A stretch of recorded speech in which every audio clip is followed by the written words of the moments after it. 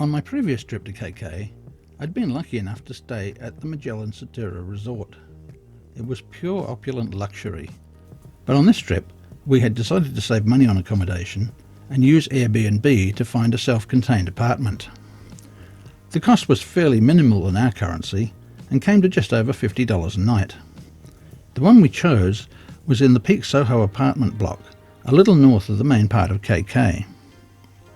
It was small but comfortable and had all the facilities we needed. The apartment had a nice view out over the bay, and facilities in the building included a nice pool area on level 1.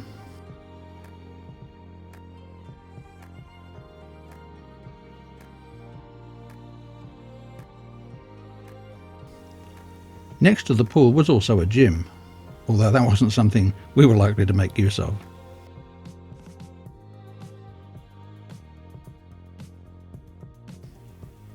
On the rooftop there was a large jacuzzi and an outdoor seating area with great views of the surrounding area.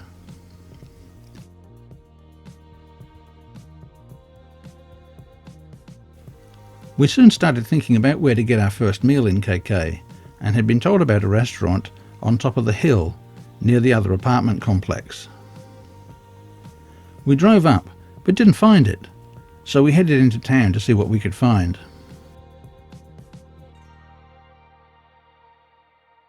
In the back streets of the town we found a Chinese coffee house called Kim Fa. So that was where we had dinner. The food was simple, cheap and tasty, just what I love about Malaysian food. It was washed down with teh ping, which means iced tea in English. We had no food or drinks in the apartment, so after dinner we drove over to Suraya Sabah. This is a bit of an upmarket shopping centre on the north end of town. There's a good supermarket in the centre where we stocked up with a few essentials before heading back to Peak Soho. Shops in KK are similar to those in Peninsular Malaysia in that they open mostly around 10 AM. The next day it was already about lunchtime before we got moving, so we decided to have a look for the restaurant on top of the hill that we'd missed the night before. This time we found it and decided it would be a good place to have lunch. There were actually a couple of choices, but we picked Chef Tan's as it was Chinese style and served pork. Food was good, but higher than usual pricing for KK. The restaurants here are obviously meant for the people staying at Peak Vista, rather than the more cash-strapped locals. Not wanting to do a great deal more that day, we went back to the same place again for dinner. It turned out to be a pretty quiet day.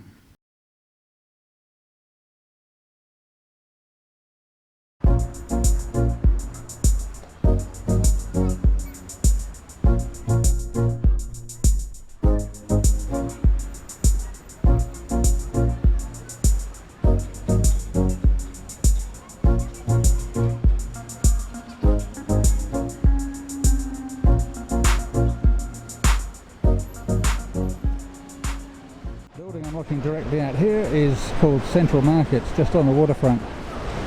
Very local, a bit dingy and grimy, but it's where you get fresh fruit, vegetables, all sorts of other little bits and pieces.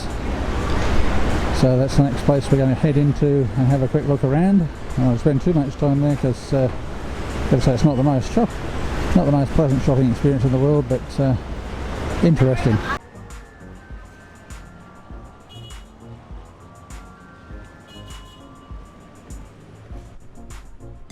On top of Central Markets they've got a food area, a lot of local food if you're looking to try some of that.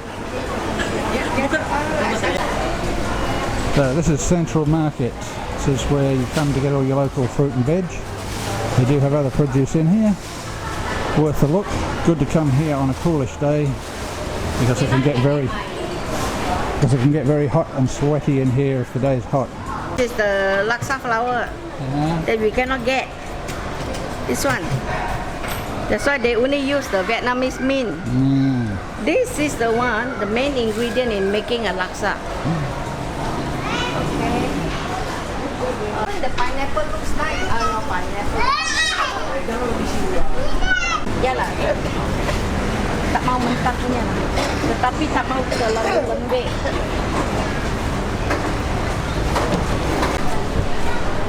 Unlike Australia, where we've only got really one variety of bananas, you come to Asia, you find there's all sorts of different types. Worthwhile trying a few while you're here. A lot of different flavours, different textures. Some of these you would think in Australia are overripe, but here, that's the way they like them.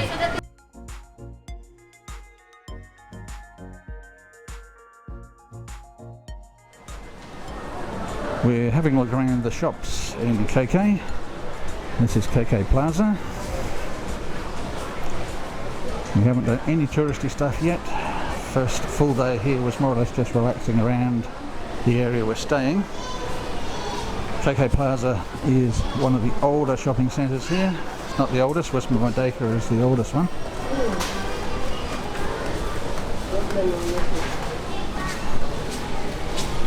This is regarded as a fairly local shopping centre.